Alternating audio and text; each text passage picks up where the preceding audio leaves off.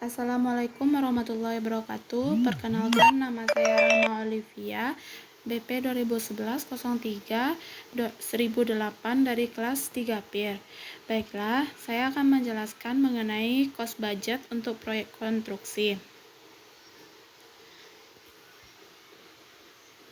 Cost budget sebagai alat kendali ya bisa dilihat pada bagian yang tertera di bawah ini.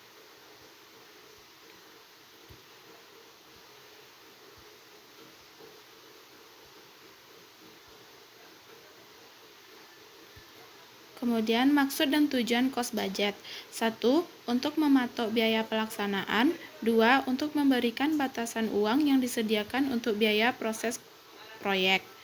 Oleh karena itu, cost budget harus realistik terhadap kenyataan yang diharapkan. Cost budget versus cost estimate. Pengertian dari cost estimate dan cost budget.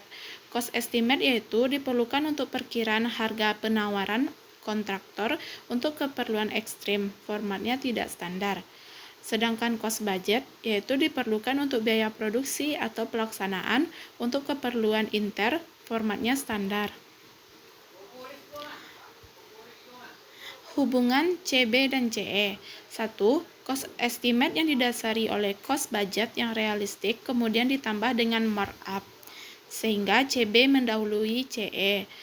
Kedua, cost estimate yang diperkirakan berdasarkan tingkat persaingan yang ada, kemudian nantinya dijabarkan ke dalam cost budget untuk patokan biaya pelaksanaan. Jadi, CE mendahului CB. 3.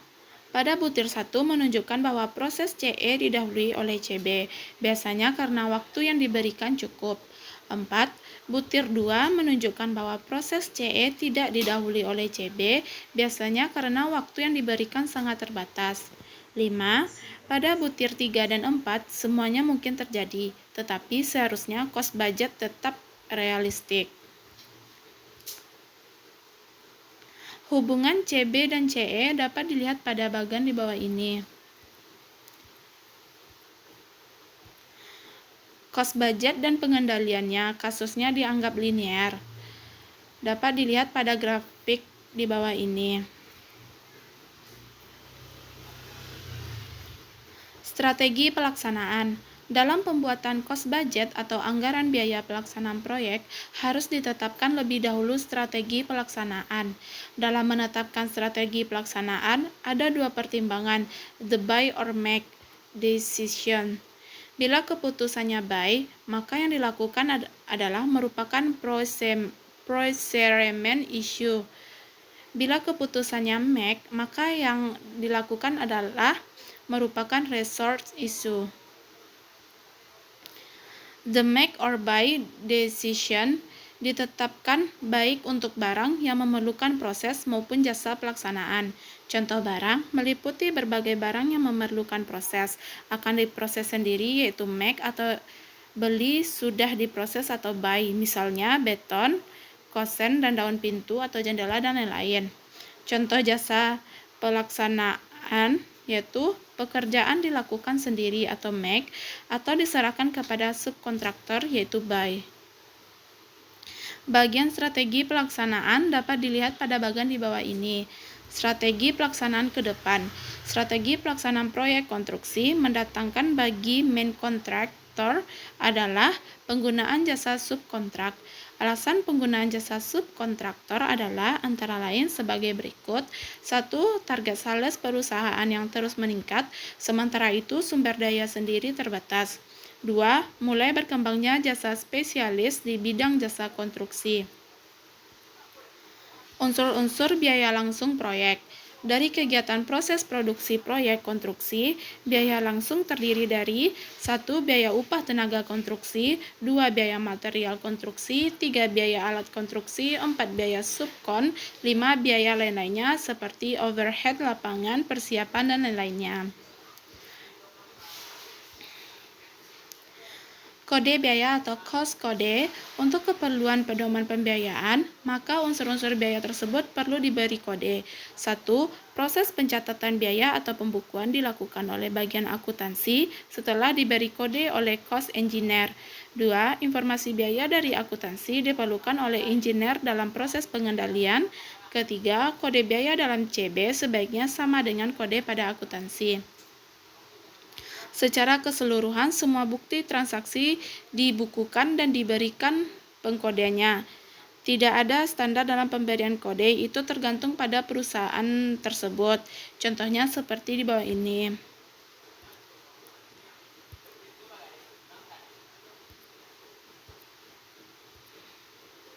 Kode unsur biaya langsung.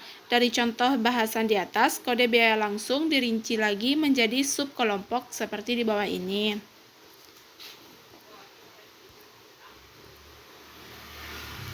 Jenis kode tiap unsur BL. Untuk keperluan tindakan dari manajemen, diperlukan kode jenis dari tiap subkelompok.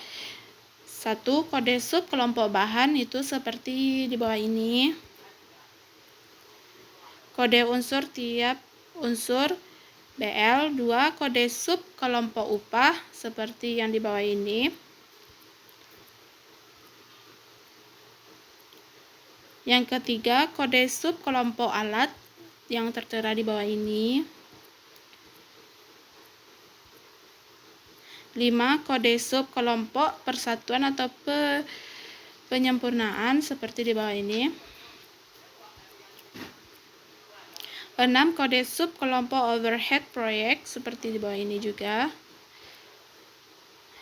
Kemudian kode pay item. 1.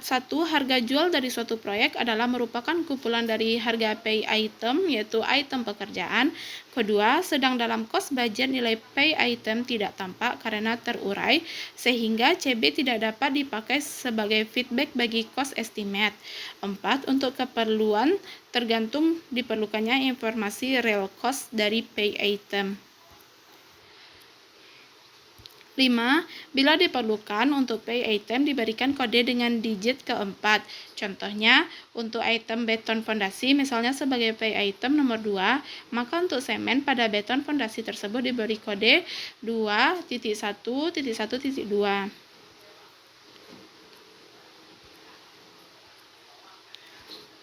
Kesulitan kode pay item. Walaupun kode pay item penting untuk mengetahui real cost pay item, tetapi dalam kenyataannya ada kesulitan-kesulitan tersebut adalah sebagai berikut. Material atau alat pekerjaan penunjang terkadang untuk beberapa item pekerjaan tercampur, sering terjadi switching sumber daya antara item pekerjaan. Penerapan kode pay item. Bila penerapan kode pay item dianggap penting, maka harus dilakukan hal-hal sebagai berikut. Untuk material atau alat atau penunjang yang dipakai bersamaan harus dibagi atau dipisah secara jelas antar item pekerjaan yang terkait. Jangan melakukan switching sumber daya, atau bila terjadi switching harus dicatat dengan baik dan dilakukan evaluasi. Kebijakan pokok dalam CB. Dalam penyusunan cost budget, perlu kebijakan pokok yang jelas tentang strategi pelaksanaan, yaitu 1. Kebijakan subkontrak, 2. Kebijakan pembelian bahan setengah jadi.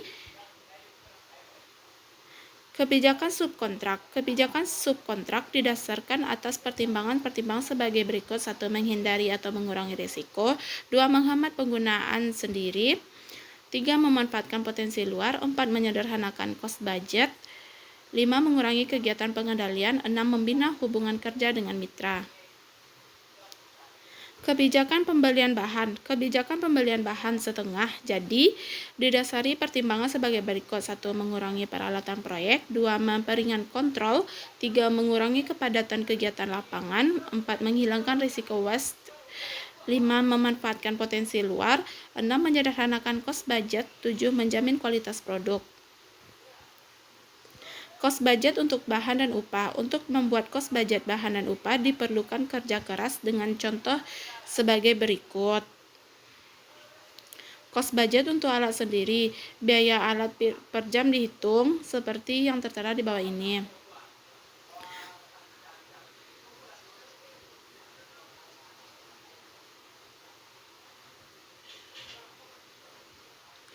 cost budget untuk subkon dan lain-lain. 1.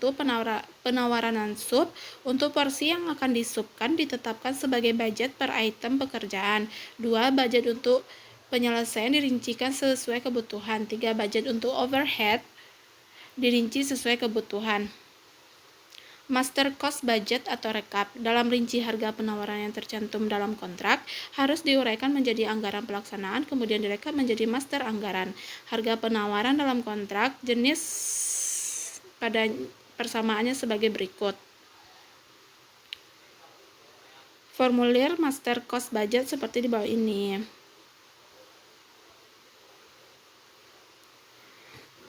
Rincian anggaran biaya langsung. Anggaran biaya langsung untuk pelaksanaan harus dirinci untuk keperluan operasional seperti di bawah ini. Rinciannya biaya upah dapat dilihat pada tabel di bawah ini. Biaya bahan juga terlihat pada tabel di bawah ini, serta biaya materialnya. Rincian anggaran biaya subkontrak seperti di bawah ini. Baiklah, sekian yang dapat saya jelaskan, terkurang dan terlebih saya ucapkan terima kasih. Assalamualaikum warahmatullahi wabarakatuh.